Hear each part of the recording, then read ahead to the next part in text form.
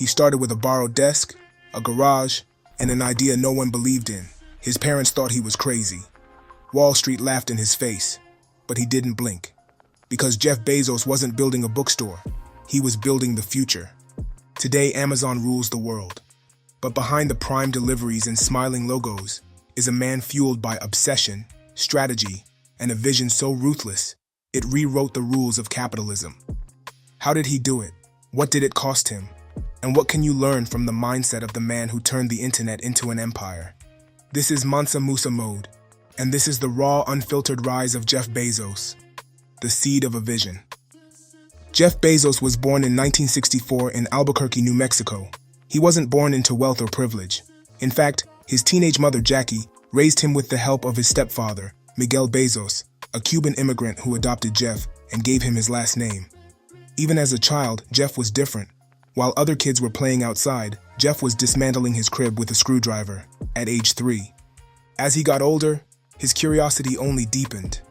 He would tinker with gadgets, invent alarms to keep his siblings out of his room, and devour science fiction books. Jeff was fascinated by technology and the future. In high school, he told people he wanted to build space hotels and colonies for millions of people. That wasn't a dream. That was a plan.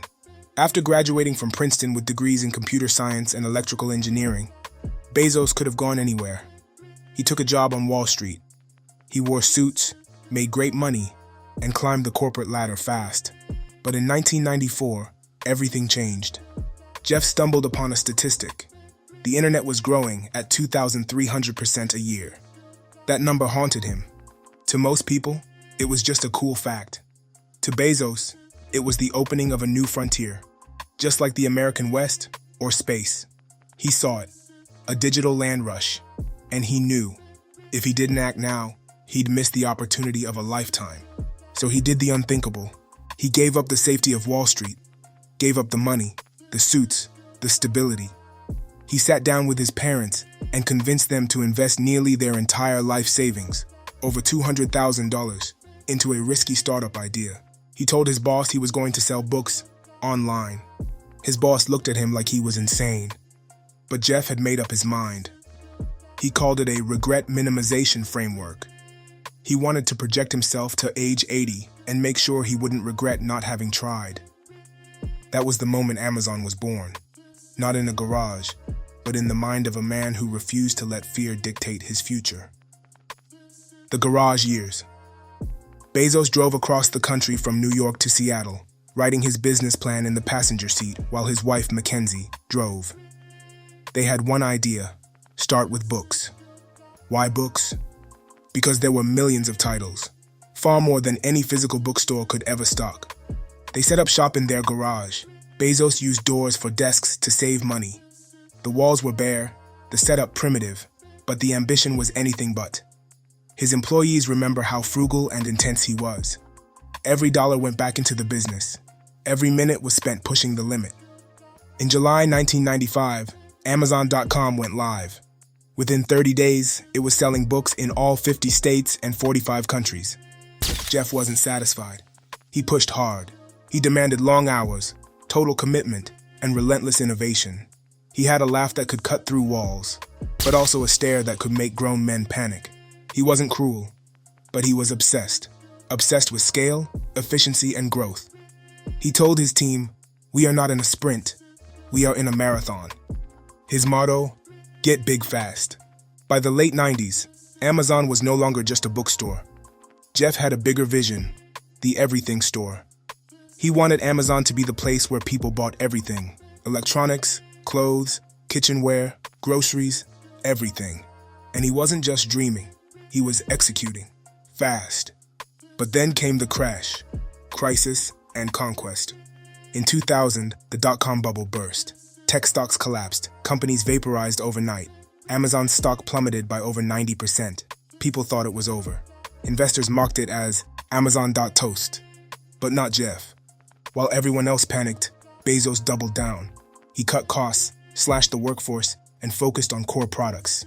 He introduced the now famous Amazon Marketplace, letting third-party sellers list their products on Amazon. At the time, it was controversial. Why help competitors? But Bezos saw further than anyone else. He knew if you gave customers more options, they'd keep coming back. If Amazon became the platform, not just the store, it would dominate everything. He wasn't trying to win the moment. He was building for decades. He was right. Within a few years, Amazon was back, and stronger than ever. And Bezos? He wasn't just selling products anymore. He was changing the game. He launched Amazon Web Services, AWS, a cloud computing service to handle Amazon's internal infrastructure. But soon, he opened it to the world. No one predicted how huge it would become.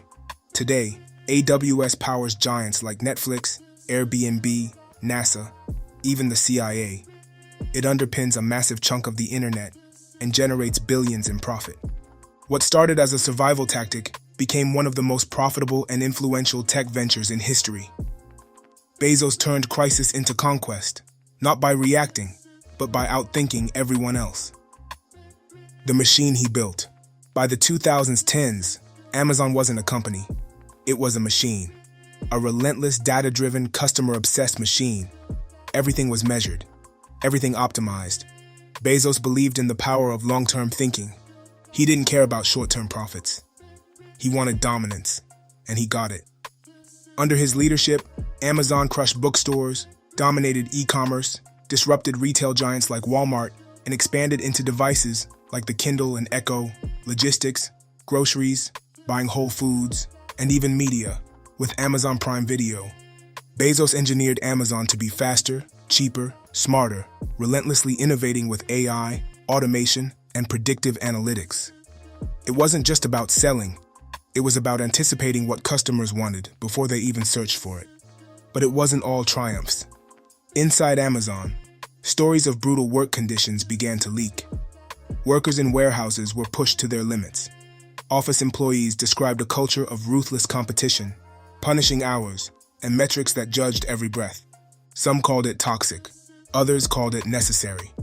Bezos didn't flinch. He believed greatness required sacrifice. He once said, "If you want to be understood, don't do anything new." To him, discomfort was part of innovation, the power and the price. Jeff Bezos became the richest man in the world, but it came with a cost. His marriage ended.